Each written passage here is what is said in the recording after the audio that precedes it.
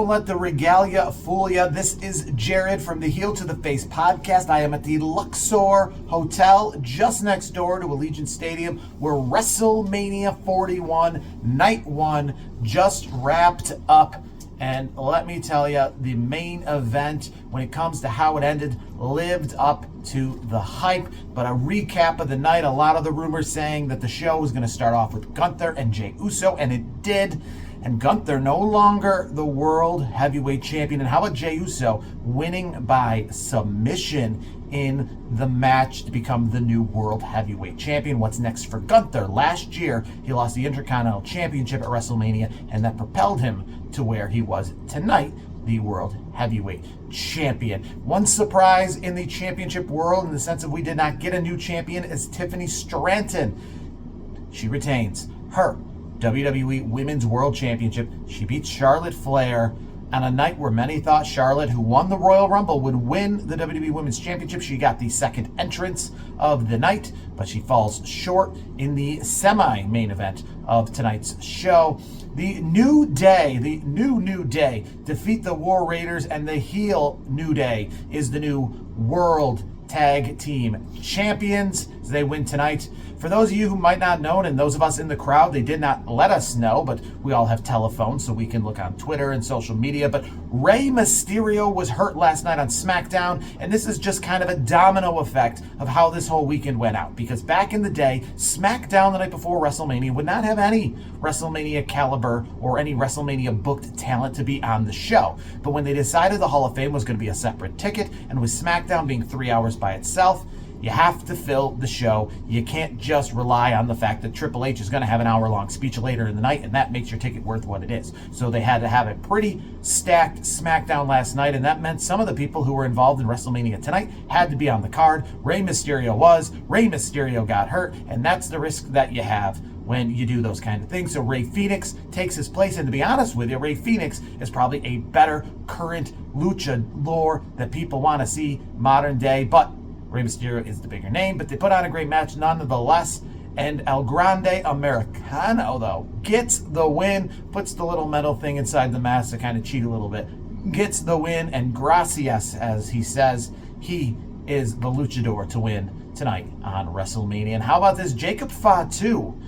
We see LA Knight, we see Braun Strowman, we see all the good guys defeating the Bloodline every time out. But Jacob Fatu tonight, when it came down to it, he became the new United States Champion. No help from Solo, no help from Tama. Wins it on his own. He is the new United States Champion, defeating LA Knight tonight. As well as Jade Cargill in probably the most predictable match of the whole night. She defeats Naomi, non-title match, but it was revenge for Jade Cargill, as you would expect. She defeats Naomi on the third match of the night, and she gets the win and gets, I guess, some revenge for the fact that she was attacked by Naomi. We'll see where this story plays out going forward. But in the main event, it was the triple threat main event. It was Paul Heyman with CM Punk. He was in the main event of WrestleMania for the first time ever. He got the final entrance. He came out to Living Color playing his song for the first time since the last time he was at WrestleMania, because it was over 12 years ago CM Punk was at WrestleMania. This was his first WrestleMania in the streaming era. This was the first WrestleMania since WWE changed to their new modern WWE logo. This was his first WrestleMania match since WrestleMania 29, when he came out with Paul Heyman and Living Color, played his music, and he took on The Undertaker, and The Undertaker continued his streak. And we know CM Punk was at WrestleMania last year, but he wasn't in a match. So this was his first WrestleMania match since the last WrestleMania on pay-per-view in 2013 at MetLife Stadium. Came out with CM Punk. He came out with Paul Heyman. He came out last. It was a back and forth match, but it all came down to Paul Heyman, who we wondered at the end of the day whose side, was he going to stay with CM Punk? And unfortunately, he did at the beginning. He stayed with CM Punk, but then when it came down to it, he handed a chair to CM Punk to essentially align with him and show that his allegiance was where it was supposed to be with CM Punk for the night, but then he low blows CM Punk. So it seems like his allegiance then is with Roman Reigns, as he hands Roman Reigns the steel chair, but then low blows him as well. Seth Rollins gets the pin on Roman Reigns, and what does that mean? Paul Heyman comes into the night with CM Punk. We wondered maybe if he would rejoin Roman Reigns, but at the end of the night, he screws them both, and he leaves with Seth freaking Rollins.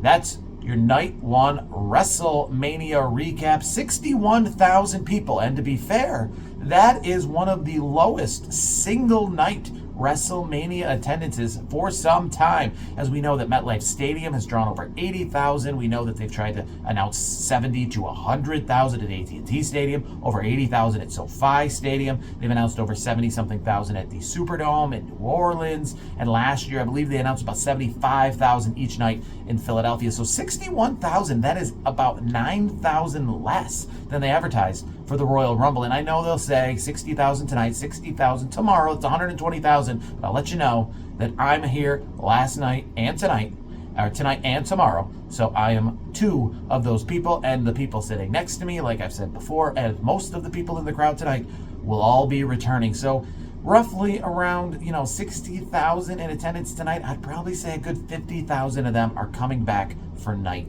2 tomorrow. So, they'll announce 120,000 in attendance, but really, we all know it's really only about 60 to 70,000 actual people that'll be there for night 1 and 2 together. And tomorrow night, we'll try to do another recap of night 2 of WrestleMania from Las Vegas, Nevada, on a Saturday night where Seth Rollins leaves with Paul Heyman.